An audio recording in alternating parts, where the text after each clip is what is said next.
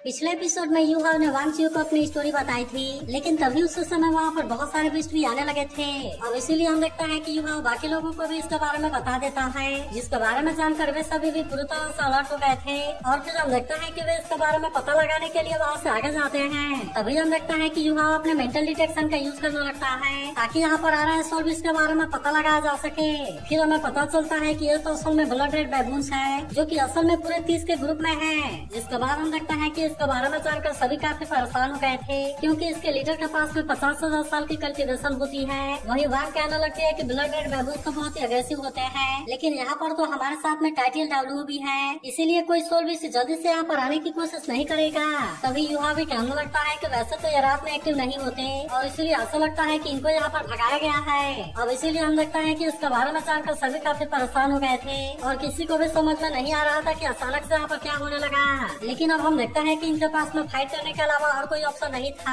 इसीलिए deacon Kine से कहती है कि तुम सभी इसके लिए रेडी हो जाओ। जिसके बाद हम देखता है कि वे सभी भी तुरंत इसकी बात मानने के लिए रेडी हो गए थे, इसीलिए वो अपने अपने पावर को एक्टिवेट कर लेते हैं। और हम देखता है कि वे इनका सामना करने के लिए रेडी हो गए थे। लेकिन तभी हम देखता है कि वो ब्लड रेड बैबून बिल्कुल इनके सामने आ गए थे, और वे तुरंत इन पर अटैक करने के लिए भी आने लगते हैं। तब हम देखते हैं कि युवा तुरंत अपने पावर का यूज करके इनको नीचे दबा देता है, जबकि वही हम देखता है कि इसके बाकी साथी इन पर अटैक करने के लिए रेडी हो गए थे, और इसीलिए वे इसमें बिना देरी किए इन पर अटैक करना शुरू कर देते हैं। तभी हम देखता है कि वांग चियो भी अपने पावर का यूज करके अटैक करने लगती है, जहाँ पर कि अब इसके सामने कोई भी कुछ नहीं कर पाता। लेकिन तभी हम देखता है कि इनका लीडर भी काफी गुस्सा होने लगा था, और इसीलिए वो भी इन पर अटैक करने के लिए रेडी होने लगता है। तब इससे देख युवा कहने लगता है कि ब्लड थर्स्ट तो इनका असल में फुल स्किल है, और इसीलिए ऐसे कंडीशन में इनका ऑफेंस और डिफेंस दोनों ही बहुत अच्छे से इंक्रीज हो जाता है, और इसीलिए ऐसे कंडीशन में इनका ऑफेंस और डिफेंस बहुत ही अच्छा से इम्प्रूव हो जाता है। मगर तभी हम देखता है कि बाकी लोग भी पूरी तरह से रेडी हो गए थे, इसीलिए वे भी तुरंत अपने पावर का यूज करने लगते हैं, और हम देखता है कि वे तुरंत इन पर अटैक करना शुरू कर देते हैं। इसके बाद हम देखता है कि कोई भी ब्लड रेड बैबून इनके सामने कुछ नहीं कर पाया होता,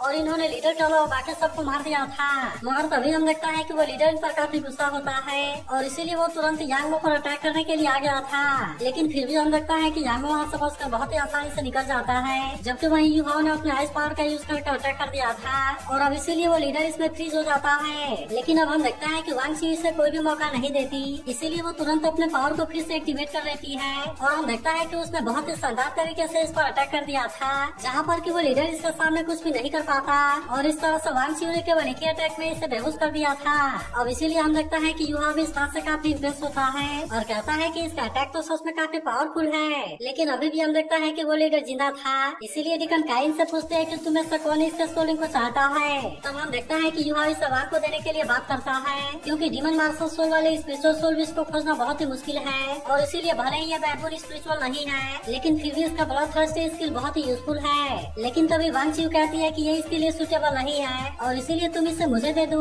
मगर हम देखता है कि वांग इस बात से इस पर गुस्सा हो जाती है, और फिर वो कहती है कि तुम ऐसे बात क्यों करने लगी, और क्या तुम्हें लगता है कि अगर तुमने बोल दिया कि ये मेरे लिए सुटेबल नहीं है, तो क्या तुम्हें सच में लगता है कि ये मेरे लिए सुटेबल नहीं होगा। मगर अभी भी हम देखता है कि वांग चियो इसकी बात नहीं मानती, और फिर वो युवा से पूछती है कि क्या तुम्हें मेरे ऊपर यकीन है। तभी हम देखता है कि वांग फिर से वांग चियो पर गुस्सा होने लगती है, लेकिन युवा इसे कुछ भी बोलने से रोक देता है, और फिर वो वांग चियो से कहता है कि मुझे तुम्हारे ऊपर यकीन है, और वैसे भी हम तो टीममेट्स हैं। जिसके बाद हम देखता है कि वांग इसके बारे में कुछ भी नहीं बोलती, और वहीं यांगो भी इसके बारे में कुछ नहीं कहता। जिसके बाद हम देखता है कि वांग चियो सोलिंग को एब्जॉर्ब करने के लिए रेडी हो जाती है, और कहती है कि तुम इसके सोलिंग को मुझे एब्जॉर्ब कर लेने दो, उसके बाद मैं तुम्हारे लिए सोलिंग को खोजने के लिए ले चलूंगी। जिसके बाद हम देखता है कि वैसे तो सभी इसकी बात मानने के लिए रेडी हो गए थे, लेकिन वहीं हम देखता है कि वांग अभी भी युवा से नाराज होती है, और फिर कहती है कि तुमने तो इतना आसानी से उसके ऊपर यकीन कर लिया। तब इसकी ऐसी बात सुनकर युवा इसे समझाने लगता है, और कहता है कि आखिरकार वह भी तो हमारे पार्टनर है। लेकिन अब इसके कुछ देर के बाद सुबह हो जाती है,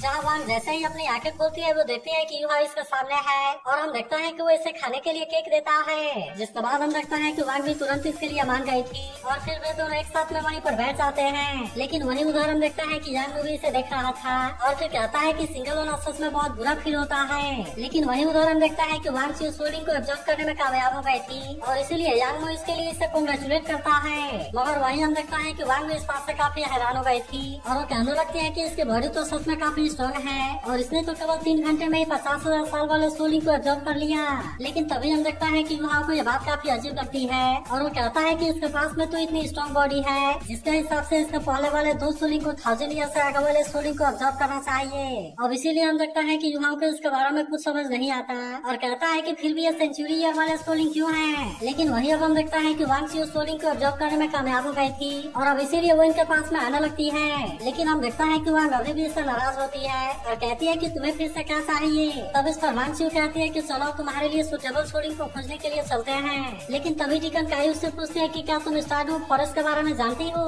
जिसके बाद वांग ची बताती है कि उसने 1 साल के लिए स्टारडोप फॉरेस्ट में प्रैक्टिस किया है, इसीलिए वो पेरिफेरल जोन, मिक्स जोन और कोर जोन के बारे में बहुत ही अच्छा से जानती है। लेकिन अब हम देखता है कि डिकन काई इस पर कुछ भी नहीं बोलती, इसीलिए वांग ची इनको लेकर जाने के लिए रेडी हो गई थी। और अब हम देखता है कि वो अपने वेपन को भी बाहर निकाल लेती है। मगर इसे देखते ही युवा पूरी तरह से हैरान हो गया था और वो कहने लगता है कि इसके अंदर तो कोई भी सोल आइलैंड स्ट्रक्चर नहीं है और भले ही ऐसा लगता है कि ये मटेरियल वुडन है, लेकिन फिर भी असल में पूरी तरह से लाइफ से भरी हुई है और इसीलिए यह वेपन बहुत ही अजीब लग रही है। मगर अब हम देखता है कि वांग ची यहाँ से आगे जाने के लिए रेडी हो गई थी और इसीलिए वो इनसे भी चलने के लिए कहती है। जिसके बाद हम देखता है कि वे सभी भी इसके बात मानने के लिए रेडी हो गए थे और इसीलिए वे सभी इसके साथ में भागते हुए जाने लगते हैं। लेकिन तभी अचानक से वांग ची को लगता है कि आगे कुछ है, इसीलिए हम देखता है कि वो तुरंत यहाँ पर रुक जाती है और फिर वे सभी एक चट्टान के पीछे छुप गए थे। तब हम देखता है कि वह इसके बारे में पता लगाने के लिए अपने मेंटल डिटेक्शन का यूज करता है, जहाँ हम देखता है कि इनके सामने 3 इविल सोल मास्टर होते हैं और वे वहाँ पर फायर रैबिट के साथ में कुछ कर रहे थे।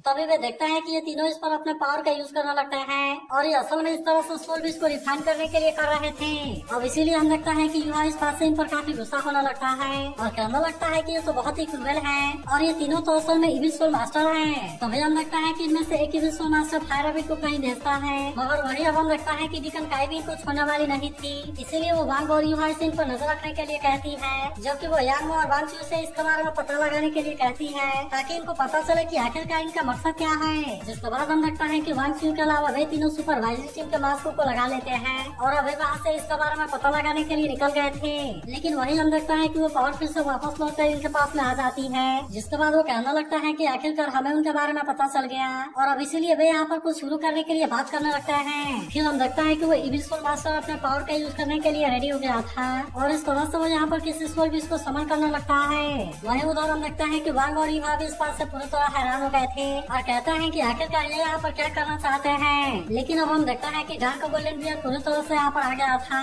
वहीं उधर हम देखता है कि यांग और वांग चू एक जगह पर आ गए थे जहाँ पर उनके सामने एक अजीब सी गुफा होती है और अब इसीलिए वे इसके बारे में पता लगाने के लिए इसके अंदर जाने के लिए भी रेडी हो गए थे। जिसके बाद हम देखता है कि यांग भी इसके बात मानने के लिए रेडी हो गया था और अब इसीलिए वे दोनों इसके अंदर जाने लगते हैं। लेकिन तभी हम देखता है कि यहाँ पर इनको कोई हलचल दिखाई देने लगती है और अब इसीलिए वे दोनों पूरी तरह से अलर्ट हो गए थे। मगर तभी हम देखता है कि यांग के पीछे कोई सोल बीज खड़ा होता है जो कि अब देखते ही देखते तुरंत इसके सामने भी आ गया था। तब इससे देखते ही यांग पूरी तरह से हैरान हो गया था और कहता है कि यह तो 10,000 साल के कल्टीवेशन वाला डार्क गोल्डन बियर है, इसीलिए वो वांग से कहने लगता है कि हमें यहाँ से चला जाना चाहिए क्योंकि ये सच में बहुत ज्यादा पावरफुल है। मगर वही हम देखता है कि वांग सी को किसी बात का कोई डर नहीं होता, इसीलिए वो इसकी बात मानने के लिए रेडी नहीं होती और हम देखता है कि वो इसके सामने अपने वेपन वाले पावर का यूज करने लगती है। तभी से देख यांग भी अपने पावर का यूज करके इसकी हेल्प करने आ जाता है। लेकिन तभी हम देखता है कि वांग सी इसके तरफ देखने लगती है और अब इसीलिए हम देखता है कि यांग भी अपने पावर का यूज नहीं करता।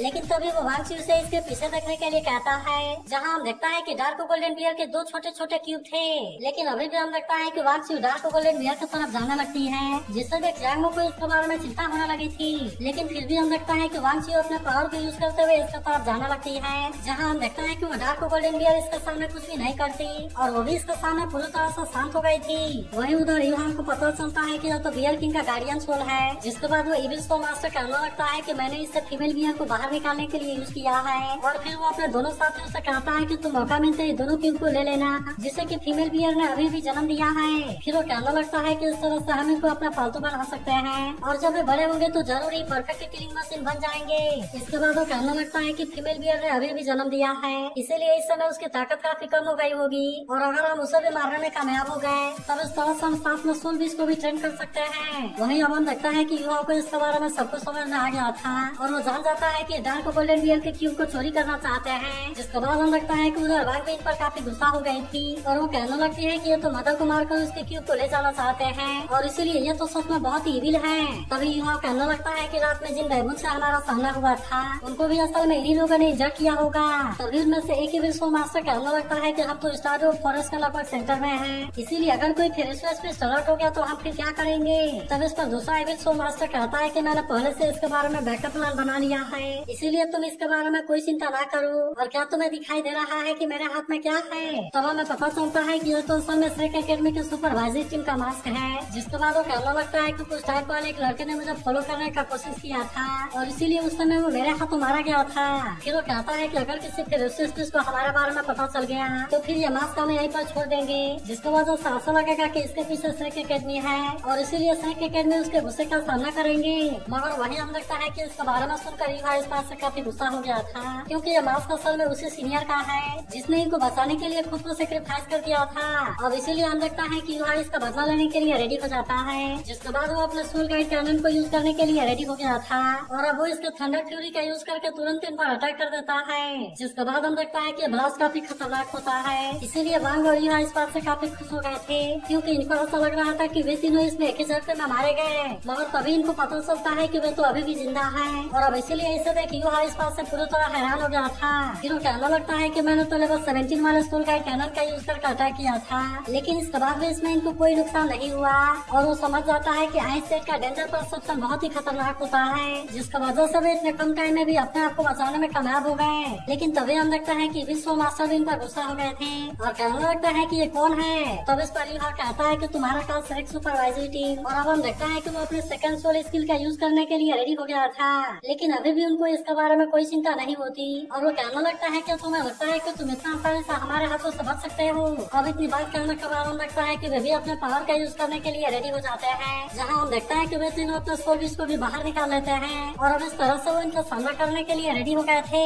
तब इससे देख वांग कहने लगते हैं कि इनकी कल्टीवेशन लेवल तो बहुत ही हाई है और बिल्कुल सेम लेवल वाला सोल बीज इनकी हेल्प कर रहे हैं और इसीलिए ऐसा लगता है कि ये तो काफी डेंजरस है। तभी युवा वांग से कहने लगता है कि तुम जाकर उनको खोजो और तब तक मैं इनको भटकाता हूँ। लेकिन इस पर वांग कहते हैं कि मैं इनको भटकाती हूँ और तुम जाकर उनको खोजो। वही उधर हम देखता है कि वे एविल सोल मास्टर अटैक करने के लिए रेडी हो गए होते हैं, लेकिन तभी हम देखता है कि यहाँ पर इनके पीछे कोई आ जाता है, जहाँ हमें पता चलता है कि ये कोई और नहीं बल्कि वही फीमेल बियर है और इसके साथ में यहाँ पर वांगच्यू भी आई हुई थी। जिसके बाद हम लगता है कि ये सीन काफी शानदार लगता है और अब वो इनका सामना करने के लिए रेडी हो गई थी। तब इससे देख वे एविल सोल मास्टर पूछते हैं कि तुम कौन हो, जिस पर वांगच्यू कहती है कि जो तुम्हें मारने वाली है। लेकिन अभी भी हम लगता है कि एविल सोल मास्टर को इसके बारे में कोई चिंता नहीं होती और वो तुरंत अपने सोल बीज को इस पर अटैक करने के लिए भेज देता है। जिसके बाद हम लगता है कि सोल बीज की स्पीड काफी फास्ट होती है, इसीलिए वो डार्क गोल्डन बियर इसके सामने कुछ भी नहीं कर पाती, जबकि वही वो सोल बीज से इंजर्ड करने लगता है। लेकिन तभी हम देखता है कि वांगच्यू को इसके बारे में पता चल गया था, इसीलिए वो भी अपने वेपन के पावर का यूज करने के लिए रेडी हो जाती है,